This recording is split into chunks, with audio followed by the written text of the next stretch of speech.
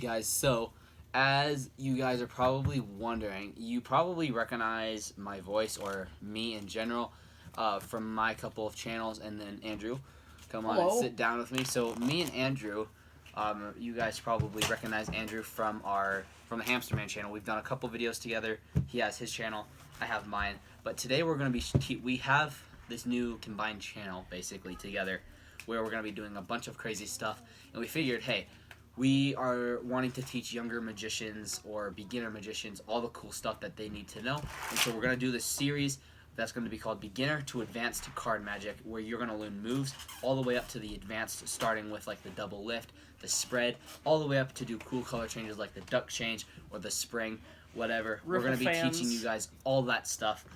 We're going to start with beginner, and we're going to work our way up. So, without further ado, let's get started with the most basic move you need to know for magic. Alright guys, so we're going to be teaching you the first move, which is the double lift. This is the very first episode of Beginner to Advanced. So we're going to be teaching you guys the double lift, which is a move that every magician should know at some point in their lives. Most likely it's going to be the very first move that most likely you're going to learn. Andrew's here to support me with any pointers you guys have, and he's going to also be showing you guys what to do. So the double lift, many different ways you can use this. Most of the time you'll probably be doing some sort of color changing act, or you need to display two cards as one, which is what the double lift actually is. So there's a couple different ways you can get into the double lift, which I will show you guys here in a moment. But first, let me show you what the double lift looks like. Let's say your spectator picked any card they wanted, right? Let's say it was the Two of Hearts, okay? And let's say you found a way to get that card on the top of the deck, but you didn't want to show it to them. Basically, you can use the double lift to say, or you can ask them, is this your card? They're going to say no.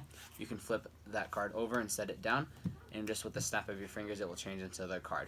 That's one way, probably one of 100 different ways at least you can use the double lift. So let's get into the tutorial of how to do the double lift. This is all you need. You need a deck of cards and a spectator.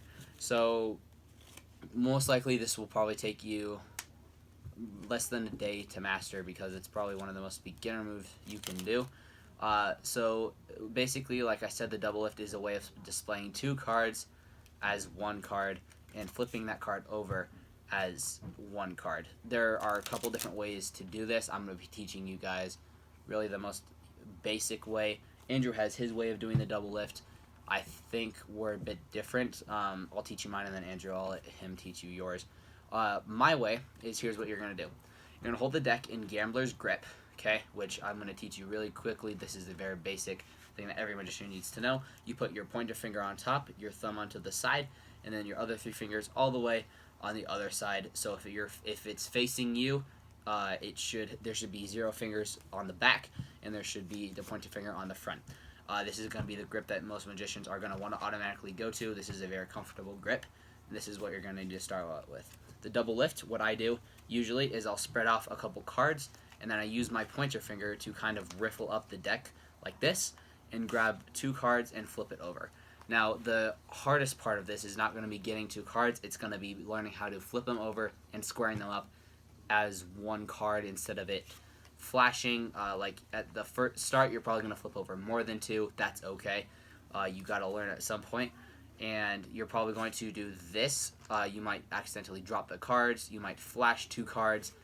Just what I would recommend you guys don't do is go out and perform a trick with the double lift. As soon as you learn it, it won't end well, I promise. So that's a very basic way to do the double lift. Once again, you just spread up your finger and riffle off the side like this.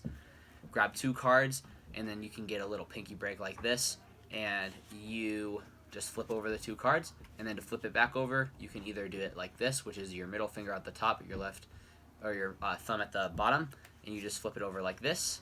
The other way is you can do the exact same way. You can just keep a break and then flip it over like this.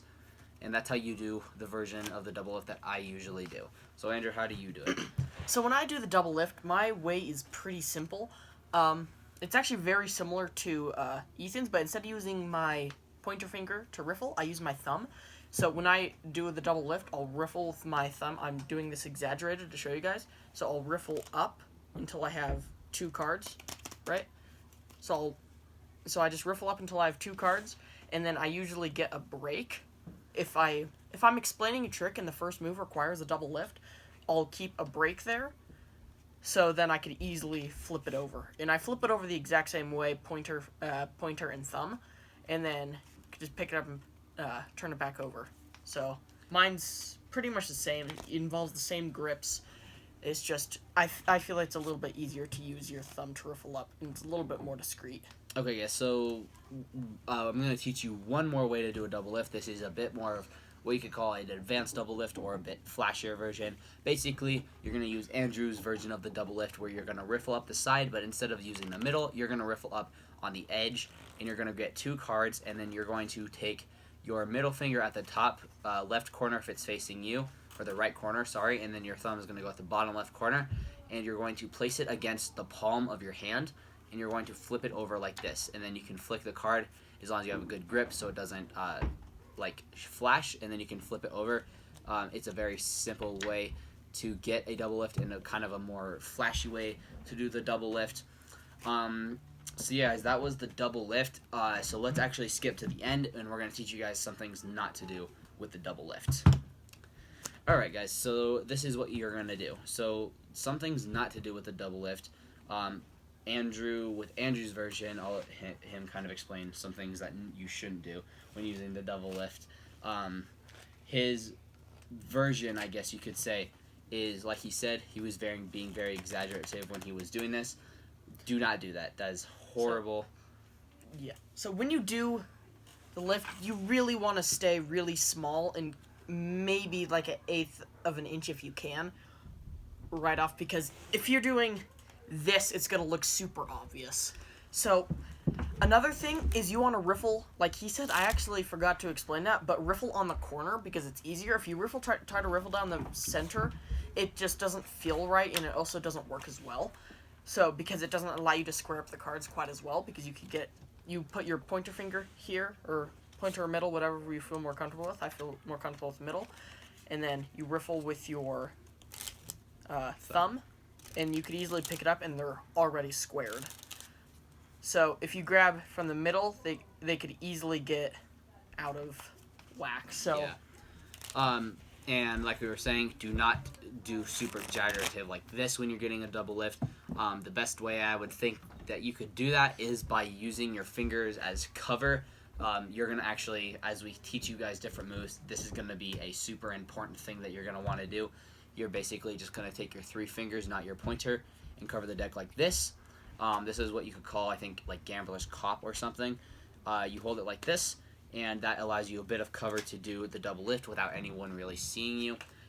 Some things not to do with my double lift is you don't want to spread off cards like this, which we're going to teach you in the next episode, so stay tuned for that. You don't want to spread off cards like this and then square up and get a double lift. That is, how should I say it, a bit more obvious that you're doing or something is about to happen that you don't want to show them. You can easily put your thumb right here, and that will allow you a bit more grip when you're trying to do my double lift, but it's not going to allow complete coverage, so work with angles. The number one thing that me and Andrew are going to suggest is you practice in a mirror over and over and over. That's how you're going to get a perfect angle for you and how it's going to become less obvious. So guys, I hope you enjoyed the first episode of Beginner to Advanced Magic. That was the double lift, probably the most basic moves you could ever know. So I hope you guys enjoyed. Make sure you guys subscribe and leave a like on our channel, and we'll see you guys in the next episode.